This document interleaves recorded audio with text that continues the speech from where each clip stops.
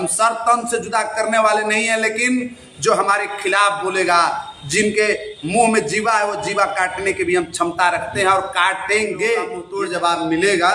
समय इन लोगों का नजदीक आता है, क्योंकि कहा जाता है कि जब दिया को बुझने का रहता है तो वो फड़फड़ाने लगता है। जो इसको इस तरह से भी आप समझ सकते हैं कि जब कोई अगर कीटाणु होते हैं और उस पर डिटॉल डाला जाता है तो वो बिलबिलाने लगते हैं। कुछ उसी तरह से हो रहा है। जब सनातनी जाग रहे हैं, 100 करोड़ से ज्यादा हिंदू जाग रहे हैं, तो इन्हें बेचैनी हो रही है और ये सनातन में फूट डालने का प्रयास कर रहे हैं। इनको डेंगू मलेरिया दिख रहा है सनातन में। हालांकि इस तरह के बयान, इस तरह के आरोप किसी अन्य धर्म पर, अन्य मजहब पर ये नहीं लगा सकते हैं, क्योंकि वही बात हो जाएगा सरतन से जुदा सरतन। विविधता में एकता का परिचय है सनातन, शांति का प्रतीक है सनातन। और ये सनातन जो है ये रोगों को ठीक करने वाला है, क्योंकि जो पूरे विश्व में लोगों को योग का पता नहीं था, इस सनातन ने योग दिया है, निरोग किया है लोगों का।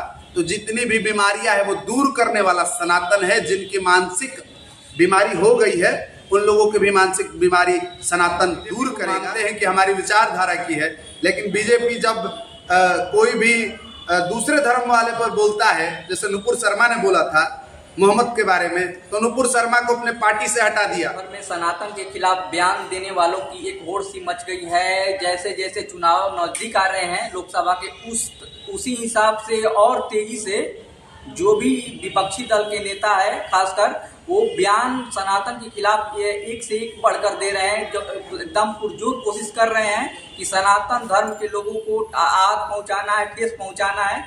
अभी हाल की घटना के बारे में हम चर्चा करेंगे और हमारे साथ बजरंग दल के नेता हैं, उनसे जानेंगे और समझेंगे कि ऐसे बयान क्यों आ रहे हैं अचानक से, क्योंकि एक के बाद एक जहरीले बोले जा रहे हैं सनातन के खिलाफ। नमस्कार सर। जय श्री राम। जय श्री राम। कैसे हैं? बढ़िया। अच्छा, सबसे पहले हमारे दर्शकों को अपना परिचय बताइए। जी, मेरा नाम चंदन रोजा हुआ और मैं बजरंग दल का आरा बक्सर का विभाग संयोजक हूँ। ये बताइए कि जो सनातन के खिलाफ एक से बढ़ के एक जहरीले बोले जा रहे हैं। आपने देखा कि कुछ समय पहले बिहार के एक मंत्री थे, शिक्षा मंत्री अभी भी हैं, के चंद्रशेखर, उन्होंने रामचरितमानस के खिलाफ उलूल जुलूल बयान दिया। उसके बाद स्वामी प्रसाद मौर्य यूपी के हैं, उन्होंने दिया। इसके बाद एमके स्टालिन के बेटे उदयनिधि स्टालिन बता रहे हैं सनातन धर्म डेंगू मलेरिया जैसा है, कोरोना जैसा है और इसे खत्म कर देना चाहिए। देखिए, सनातन शांति प्रिय धर्म है और सनातन इसका मतलब है जो सदियों से चला आ रहा है, वह व्यवस्था, वह जीवन पद्धति, उसको सनातन कहते हैं। तो सनातन के बारे में जो उलूल जुलूल बक रहे हैं उनको अब जवाब मिलना आरंभ हो गया है, क्योंकि इसे एकीकरण करने का जो काम था वो हिंदुओं ने कर दिया है 1964 से, और 1964 से विश्व हिंदू परिषद की स्थापना हो गई है। ऐसे जो भी लोग हैं उनका जवाब देने के लिए, और जवाब दिया जा रहा है। ये चंद वोटों के लिए सनातन को उल्टा बोल रहे हैं या उलूल जुलूल सनातन के बारे में बयान दे रहे हैं, तो इनका समय निकट आ गया है। ऐसा ये क्यों कर रहे हैं? क्योंकि सनातन शांति प्रिय है, सहिष्णु है, इस कारण ये लोग ऐसा कर रहे हैं। अगर जिस दिन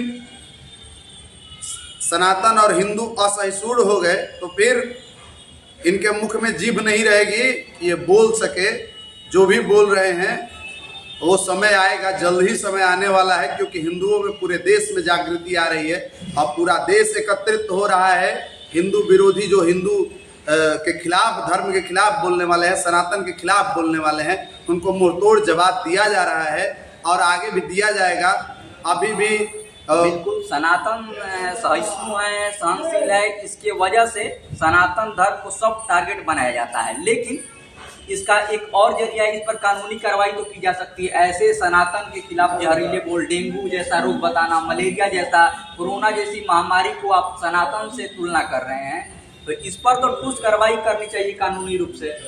देखिए, ये जो लोग बोल रहे हैं वो लोग डेंगू, मलेरिया और कोरोना इस भारत में, क्योंकि वैसे लोगों को रहने के कारण देश में बीमारियां फैल रही हैं, ऐसे ही लोग हैं।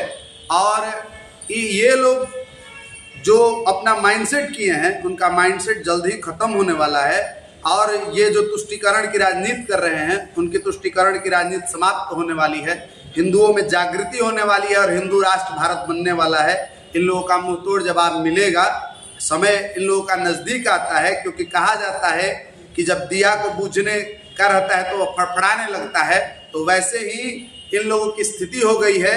ये लोग पूरे देश में 125 करोड़ हिंदुओं में जो जागृति आई है, उससे ये लोग भयभीत हो गए हैं और भयभीत होने के कारण उलुल जुलुल बयान दे रहे हैं। ऐसे बयान समाज में और देश के लिए भी घातक हैं। तो क्या जो रूलिंग पार्टी है बीजेपी, क्या ऐसे कानून लाकर इस तरह के हेट स्पीच देने वाले नेताओं पर कानूनी कार्रवाई इससे पहले भी अगर ली जा चुकी होती, जैसे कि आपने देखा कि बिहार के मंत्री ने दिया रामचरितमानस पर विवादित बयान दिया, उसके बाद स्वामी प्रसाद मौर्य ने दिया, अगर ऐसे नेताओं पर कार्रवाई की जा चुकी होती तो ऐसे नेता पैदा नहीं होते जो सनातन के खिलाफ इतना जहर उगलते हैं। सही आप बोल रहे हैं कि कानून तो बनना चाहिए। ये हिंदुओं का देश है, यहाँ हिंदू बहुसंख्यक है और उनके खिलाफ बोलने वालों, हिंदुओं के खिलाफ बोलने वाले लोगों पर कानूनी कार्रवाई अति आवश्यक है और देश में ऐसा कानून आना चाहिए।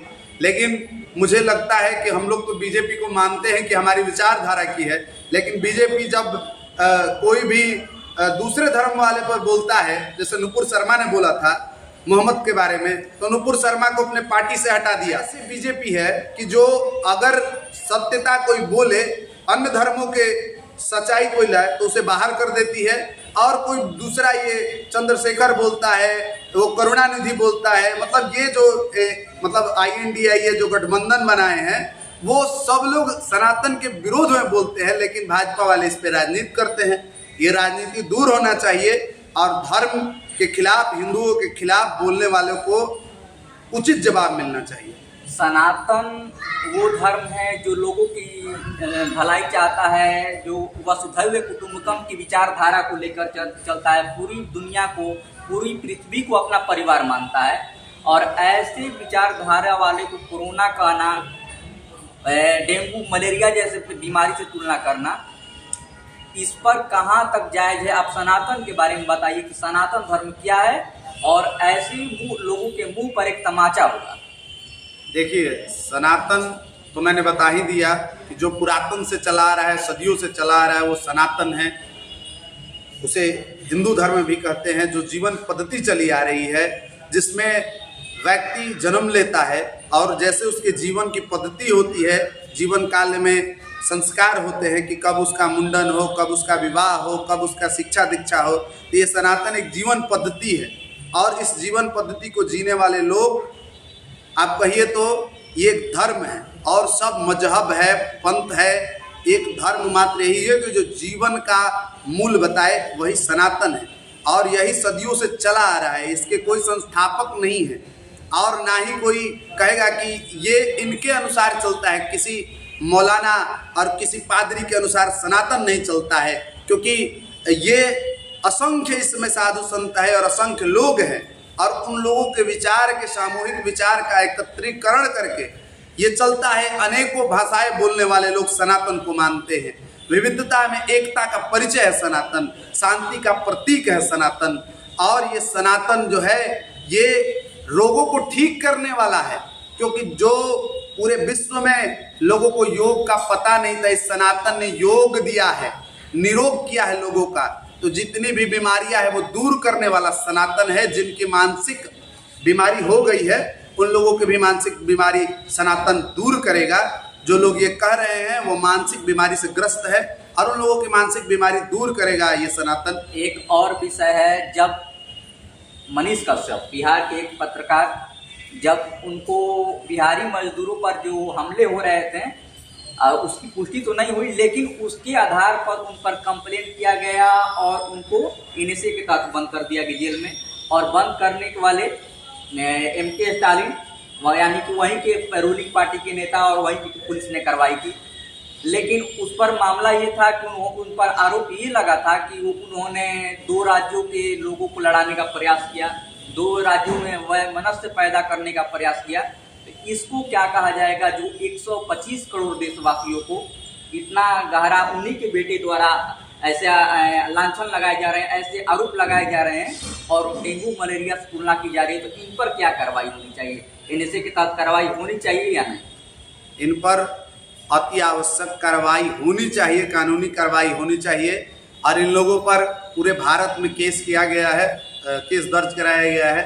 अगर कार्रवाई नहीं होती है तो चंद समय है, साल 2 साल, क्योंकि हिंदू अब जागृत होने वाले हैं, साल 2 साल में इन पर बड़ी कार्रवाई होगी, क्योंकि पूरे देश में हिंदुओं का जनजागरण हो रहा है और होने वाला है। हिंदू राष्ट्र भारत बनने वाला है, तो अगर कानूनी अभी कार्रवाई हो जाएगी तो हिंदू राष्ट्र थोड़ा सा और समय लगेगा, और नहीं तो अति आवश्यक हो जाएगा तो 2024-2025 तक भारत हिंदू राष्ट्र बन जाएगा।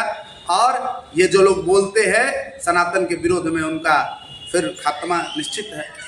बिल्कुल, ये थे हमारे साथ चंदन ओझा जी, बजरंग दल के जिला संयोजक, और इनसे सनातन पर जो उलूल जुलूल बयान आ रहे हैं उन पर इनसे बात हुई। नमस्कार सर। जय श्री राम। जय श्री राम। तो आपको बता दें कि जो इसको इस तरह से भी आप समझ सकते हैं कि जब कोई अगर कीटाणु होते हैं और उस पर डिटॉल डाला जाता है तो वो बिलबिलाने लगते हैं, कुछ उसी तरह से हो रहा है। जब सनातनी जाग रहे हैं, 100 करोड़ से ज़्यादा हिंदू जाग रहे हैं, तो इन्हें बेचैनी हो रही है और ये सनातन में फूट डालने का प्रयास कर रहे हैं। इनको डेंगू मलेरिया दिख रहा है सनातन में। हालांकि इस तरह के बयान, इस तरह के आरोप किसी अन्य धर्म पर, अन्य मजहब पर ये नहीं लगा सकते हैं, क्योंकि वही बात हो जाएगा सरतन से जुदा, सरतन से जुदा। इस वजह से ये किसी और धर्म पर सब टारगेट नहीं बना सकते हैं। लेकिन इसका जवाब जो सनातनी हिंदू हैं वो समय आने पर जरूर इन्हें देंगे। बाकी मेरा नाम शुभम कुमार सिन्हा और आप देख रहे हैं देव टाइम्स।